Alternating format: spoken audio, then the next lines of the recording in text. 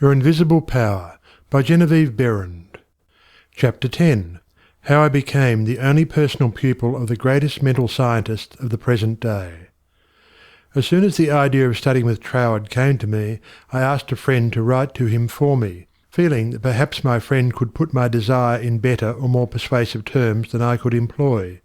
To all the letters written by this friend I received not one reply. This was so discouraging that I would have completely abandoned the idea of becoming Troward's pupil, except for the experience I had that day on the street when my whole world was illuminated, and I remembered the promise, "All things whatsoever thou wilt, believe thou hast received, and thou shalt receive." With this experience in my mind, my passage to England was arranged, notwithstanding the fact that apparently my letters were ignored. We wrote again, however, and finally received a reply, very courteous, though not very positive. Troward did not take pupils. He had no time to devote to a pupil.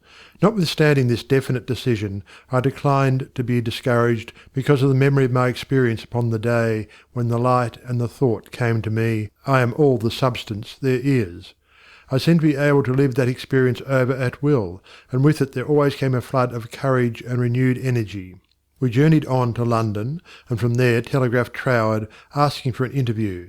The telegram was promptly answered by Troward setting a date when he could see us. At this time Troward was living in Ruan Manor, a little out-of-the-way place in the southern part of England, about 20 miles from a railway station. We could not find it on the map, and with great difficulty Cook's touring agency in London located the place for us. There was very little speculation in my mind as to what Troward would say to me in this interview. There always remained the feeling that the truth was mine, also that it would grow and expand in my consciousness until peace and contentment were outward as well as inward manifestations of my individual life. We arrived at Troward's house in a terrific rainstorm, and were cordially received by Troward himself, whom I found, much to my surprise, to be more the type of a Frenchman than an Englishman. I afterwards learned that he was a descendant of the Huguenot race. A man of medium stature, with rather a large head, big nose, and eyes that fairly danced with merriment. After we had been introduced to the other members of the family, and given a hot cup of tea, we were invited into the living-room, where Troward talked very freely of everything except my proposed studies. It seemed quite impossible to bring him to that subject. Just before we were leaving, however, I asked quite boldly, "Will you not reconsider your decision to take a personal pupil? I wish so much to study with you." To which he replied with a very indifferent manner that he did not feel that he could give the time it would require for personal instruction, but that he would be glad to give me the names of 2 or 3 books, which he felt would not only be interesting but instructive to me.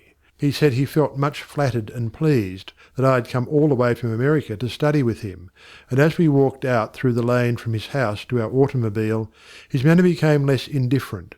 A feeling of sympathy seemed to touch his heart, and he turned to me with the remark, "You might write to me, if so inclined, after you get to Paris, and perhaps, if I have time in the autumn, we could arrange something, though it does not seem possible now."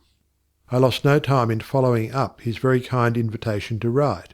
My letters were all promptly and courteously answered, but there was never a word of encouragement as to my proposed studies. Finally, about 2 months later, there came a letter with a question in it. "What do you suppose is the meaning of this verse in the 21st chapter of Revelation?" 16. "And the city lieth foursquare, and the length is as large as the breadth. And he measured the city with the reed, 12,000 furlongs. The length and the breadth and the height of it are equal."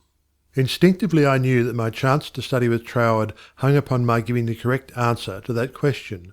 The definition of the verse seemed utterly beyond my reach. Naturally, answers came to my mind, but I knew intuitively that none was correct. I began bombarding my scholarly friends and acquaintances with the same question. Lawyers, doctors, priests, nuns, and clergymen, all over the world, received letters from me with this question in them.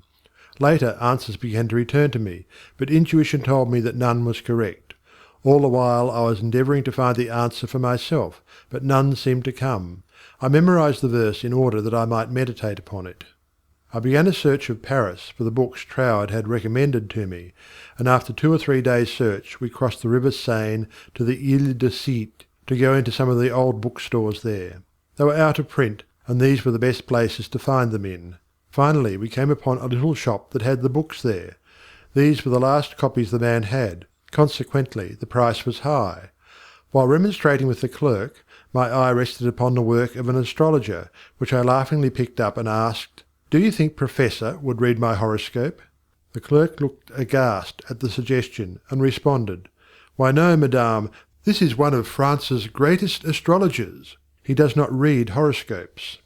In spite of this answer, there was a persistent impulse within me to go to the man. The friend who had accompanied me in my search for the books remonstrated with me, and tried in every way to dissuade me from going to the famous astrologer, but I insisted, and she went with me. When we came to his office, I found it somewhat embarrassing to ask him to read my horoscope. Nevertheless, there was nothing to do but put the question. Reluctantly, the professor invited us into his paper-strewn study, and reluctantly, and also impatiently, asked us to be seated. Very courteously and coldly, he told me that he did not read horoscopes. His whole manner said, more clearly than words could, that he wished we would take our departure. My friend stood up. I was at a great loss what to do next, because I felt that I was not quite ready to go. Intuition seemed to tell me there was something for me to gain there.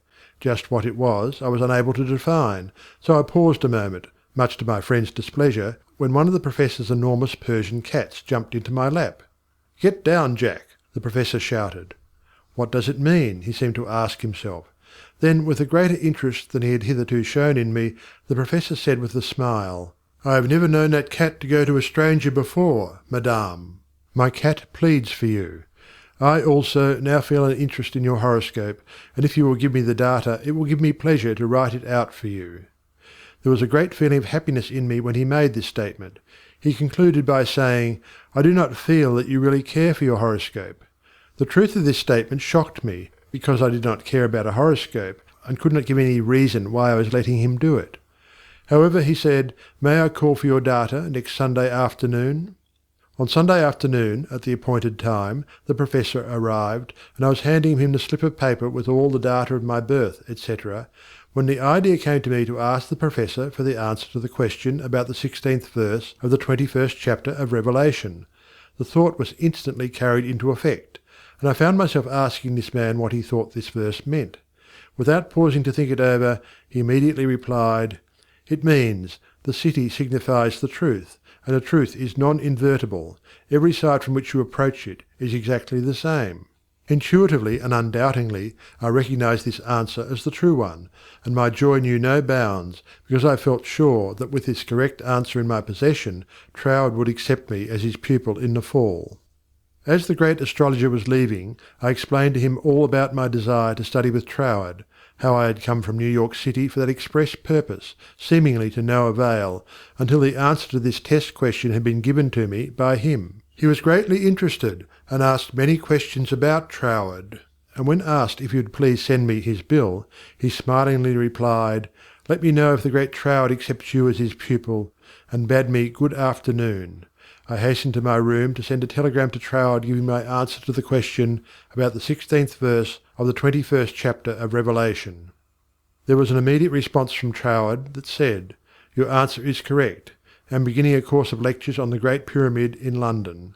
If you wish to attend them, we'll be pleased to have you, and afterward, if you still wish to study with me, I think it can be arranged." On receipt of this reply, preparations were at once made to leave Paris for London. I attended all the lectures, receiving much instruction from them, after which arrangements were made for my studying with Troward. 2 days before leaving for Cornwall, I received the following letter from Troward, clearly indicating the line of study he gave me.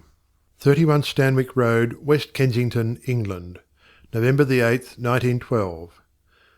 Dear Mrs. Behrend, I think I had better write you a few lines with regard to your proposed studies with me, as I should be sorry for you to be under any misapprehension and so to suffer any disappointment. I have studied the subject now for several years, and have a general acquaintance with the leading features of most of the systems which, unfortunately, occupy attention in many circles at the present time, such as Theosophy, the Tarot, the Kabbalah, and the like, and I have no hesitation in saying that to the best of my judgment all sorts and descriptions of so-called occult study are in direct opposition to the real life-giving truth, and therefore you must not expect any teaching on such lines as these. We hear a great deal these days about initiation, but believe me, the more you try to become a so-called initiate, the further you will put yourself from living life. I speak after many years of careful study and consideration when I say that the Bible and its revelation of Christ is the one thing really worth studying, and that is a subject large enough in all conscience, embracing as it does our outward life and of everyday concerns, and also the inner springs of our life, and all that we can in general terms conceive of the life in the unseen after putting off the body at death. You have expressed a very great degree of confidence in my teaching, and if your confidence is such that you wish, as you say, to put yourself entirely under my guidance, I can only accept it as a very serious responsibility, and should have to ask you to exhibit that confidence by refusing to look into such so-called mysteries as I would forbid you to look into. I am speaking from experience, but the result will be that much of my teaching will appear to be very simple, perhaps to some extent dogmatic, and you will say that you have heard much of it before. Faith in God, prayer and worship, approach to the Father through Christ, all this is, in a certain sense, familiar to you, and all I can hope to do is perhaps to throw a little more light on these subjects, that they may become to you not merely traditional words, but present living facts. I have been thus explicit, as I do not want you to have any disappointment, and also I should say that our so-called course of study will only be friendly conversations at such times as we can fit them in, either you coming to our house or I to yours, as may be most convenient at the time. Also, I will lend you some books that will be helpful, but they are very few and in no sense occult. Now, if all this falls in with your ideas, we shall, I am sure, be very glad to see you at Ruin Manor, and that you will find that the residents there, though few, are very friendly, and the neighbourhood very pretty. But, on the other hand, if you feel you want some other source of learning, do not mind saying so, only you will never find any substitute for Christ. I trust you will not mind my writing you like this, but I do not want you to come all the way down to Cornwall, and then be disappointed. With kindest regards, yours sincerely, signed, T. Troward. This copy of Troward's letter, to my mind, is the greatest thing I can give you. End of chapter 10.